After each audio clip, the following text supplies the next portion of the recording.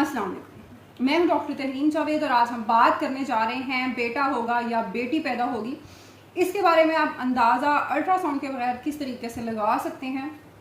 तो एंड तक आपने इस वीडियो को ज़रूर देखना है और अपने एक्सपीरियंस है कि आपको कैसा एक्सपीरियंस रहा, आपके लिए ये चीज़ें ठीक थी या नहीं थी, इससे आपने ज़रूर आगाह करना है। वन बाय वन इसको डिस्कस करते हैं।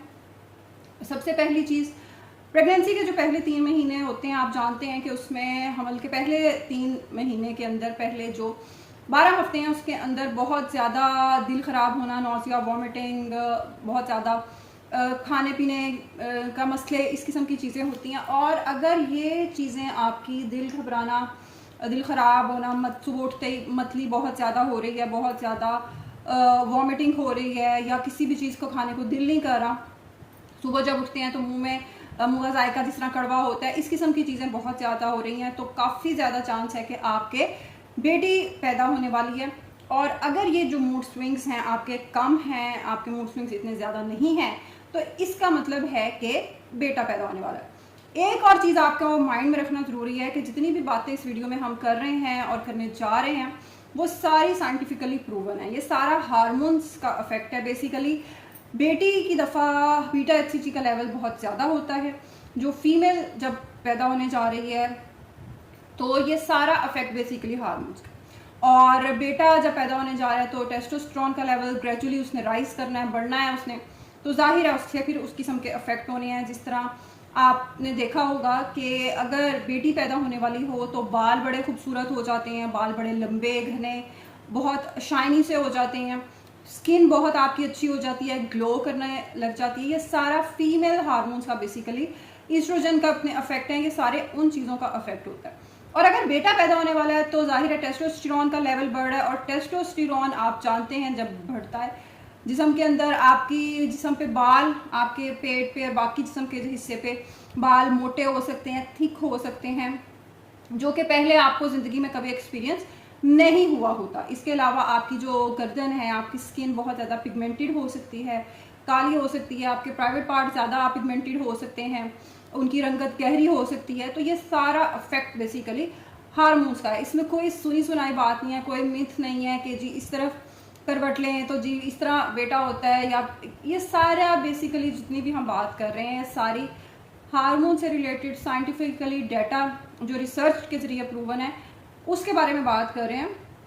और फिर इसमें एक और चीज़ ऐड करती चलूँ कि ये जाहिर है ये अल्ट्रासाउंड की रिप्लेसमेंट नहीं है, ये 100% नहीं हो सकता, लेकिन इसमें जो लोग वीडियो देख रहे हैं अगर आप अपने सिम्टम से रिलेट करेंगे तो 75 से 80% लोगों का इसमें गैस ठीक होगा। वो अपने सिम्टम से इसको 1 बाय 1 रिलेट करेंगे तो उनको एट द एंड जो वो रिज़ल्ट निकालेंगे वो 80% लोगों का ये रिज़ल्ट ठीक होगा। उसके बाद आपने देखा होगा जब ख़ास तौर पे कई लोग इसके हवाले से पूछते हैं, जो खाने के हवाले से हमने शुरू में बात की कि दिल ख़राब होता है और ऐसी चीज़, कई लोगों का आपने देखा होगा कि चटपटी चीज़ें खाने को, जिस तरह अचार है या इमली है, इस किस्म की चीज़ें खाने को बहुत दिल कर रहा होता है। कई लोगों का रुझान मीठे की तरफ बहुत ज़्यादा बढ़ जाता है जो उनका पहले नहीं होता। तो अगर तो आपको मीठे की बहुत ज़्यादा क्रेविंग हो रही है, मीठी चीज़ें खाने को बहुत ज़्यादा दिल कर रहा है, तो काफ़ी चांस है कि आपके बेटा पैदा होगा। और अगर चटपटी चीज़ें जिस तरह अचार या ऐसी कोई चीज़ें खाने को आपका बारबेक्यू टाइप या कुछ भी है इस किस्म का खाने को बहुत ज़्यादा आपका दिल कर रहा है हर वक्त, तो काफ़ी चांस है कि ये बेटी आपके पैदा होगी।